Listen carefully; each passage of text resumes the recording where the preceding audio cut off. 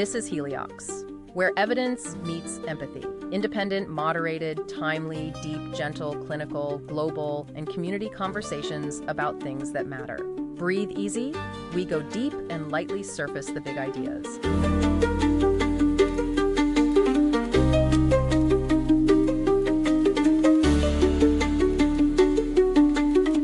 Hey everyone, welcome back for another deep dive. Yeah, always good to be back. You know, we talk a lot about indoor air quality on the show. For sure, it's a topic that's really come to the forefront these past few years. Right, and today we're going to be digging into a new study that caught my eye. Ooh, always exciting. What's this one about? Well, it looks at a specific type of ultraviolet light, far-UVC, and its potential to actually, really make a dent in the transmission of infections indoors. Okay, I'm intrigued. Far-UVC.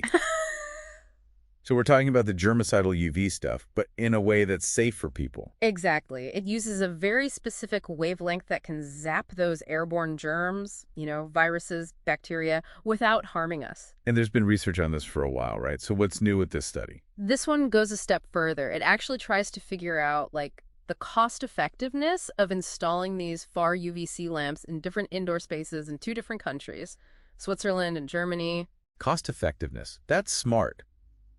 It's one thing to say it works in a lab, but another to see if it actually makes sense to roll it out in the real world. So they've crunched the numbers. They have, and that's what we're diving into today. It's a preprint, but it's really thorough, using a pretty sophisticated tool called the CERN Airborne Model for indoor risk assessment. CERN, that's the European Organization for Nuclear Research, right? Yeah. They do some pretty high-level modeling, so that's promising. Yeah, it's often called Chimera for short. Basically, it lets them simulate how far UVC might actually perform in all sorts of real-life situations. Okay, so this isn't just theoretical. They're looking at specific scenarios. Absolutely. They focused on 3 common indoor spaces: restaurants, offices, and waiting rooms, the kind of places we're all in and out of all the time. Makes sense. Places where people congregate, and there's potential for airborne transmission. Right. And they didn't just assume everyone's in identical rooms. They factored in things like, the size of the space, how many people are usually in there, how well the ventilation works. So they're getting pretty granular with it. That's important because, a small office with just a few people is going to be very different from a packed restaurant. Totally. And to cover all the bases, they modeled a range of scenarios. They looked at a normal winter season, your typical 22 weeks of colds and flu going around. Okay, that's your baseline, the everyday stuff we all deal with. Then they upped the ante with a 4-week wave, kind of like what we went through with COVID, a medium-intensity pandemic. Right, that gives you a sense of how it might perform in a more acute outbreak situation. And finally, they went all out with a more severe pandemic, an 8-week wave, to see how those numbers changed. Okay, so they're really testing it across the spectrum from those everyday bugs to a more serious health crisis. Exactly. And here's where it gets really interesting for me. They didn't stop at just X number of infections prevented. They took it further and tried to quantify those avoided infections in real-world terms. Ah, now we're talking. Translating those hypothetical infections into something more tangible.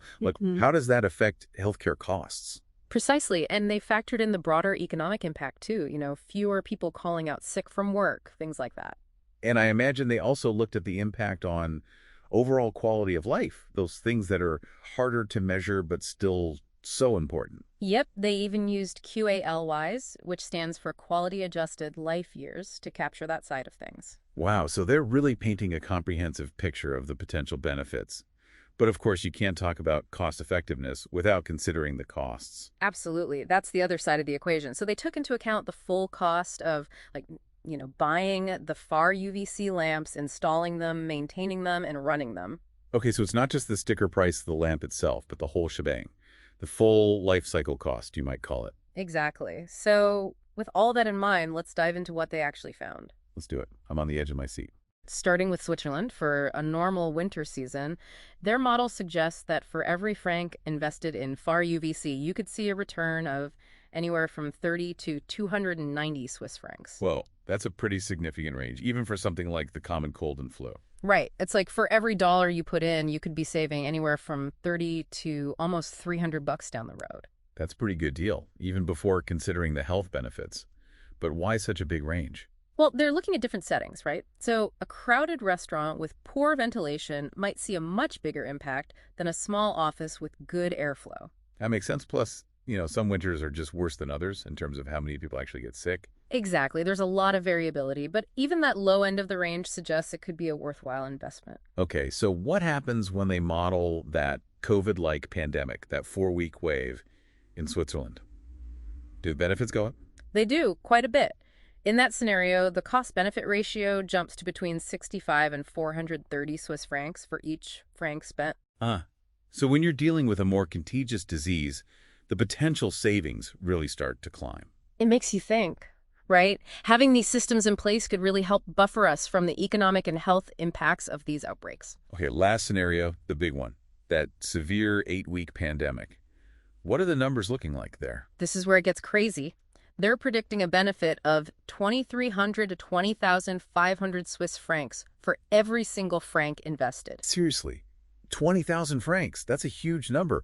What's driving that massive potential return? Well, think about it. In a severe pandemic, you've got more people getting seriously ill, more hospitalizations, potentially more people, sadly, passing away, and the economy really takes a hit. It's a domino effect, and the cost to society just skyrockets.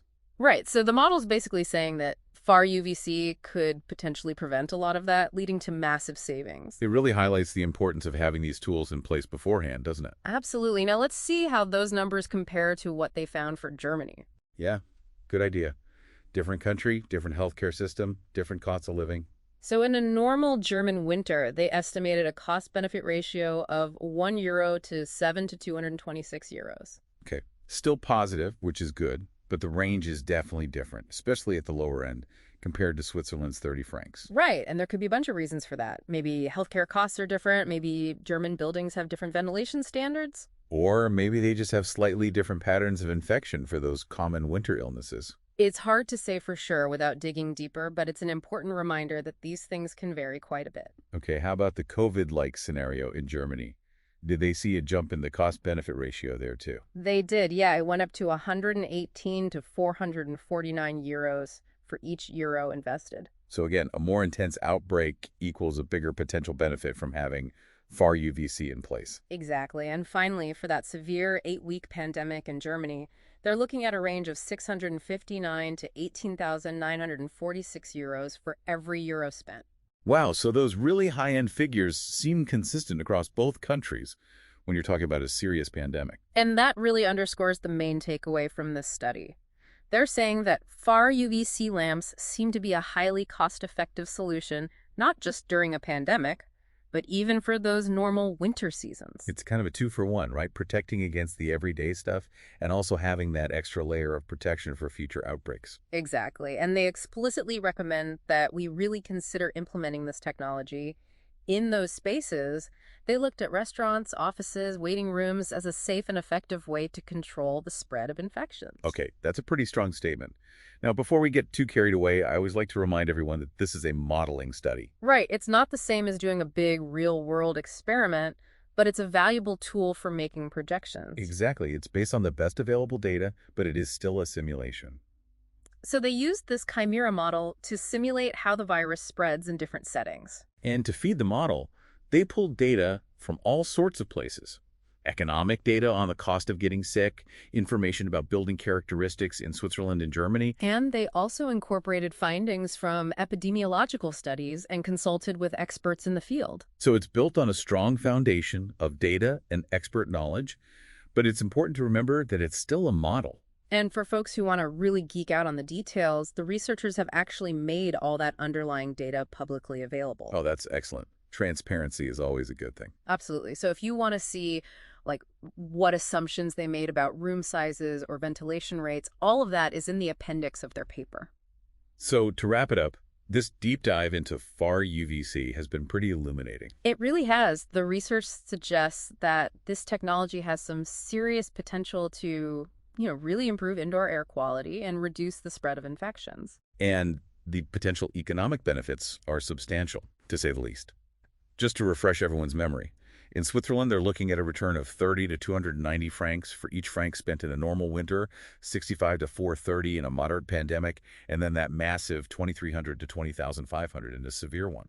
And in Germany, it's a similar story, 7 to 226 euros, 118 to 449, and then 659 to almost 19,000 in those same scenarios. It's clear that this technology could be a game changer, both in terms of public health and the economy. So the big question is, how might far-UVC and technologies like it, really change how we think about indoor air quality moving forward? Yeah, could this become the norm in public spaces? How does this fit into the bigger picture of infection control in the future? It's a lot to think about, that's for sure. Thanks for joining us on this deep dive. Always a pleasure. And until next time, stay curious, everyone. Thanks for listening today. 4 recurring narratives underlie every episode: boundary dissolution, adaptive complexity, embodied knowledge, and quantum-like uncertainty. These aren't just philosophical musings, but frameworks for understanding our modern world. We hope you continue exploring our other podcasts, responding to the content, and checking out our related articles at helioxpodcast.substack.com.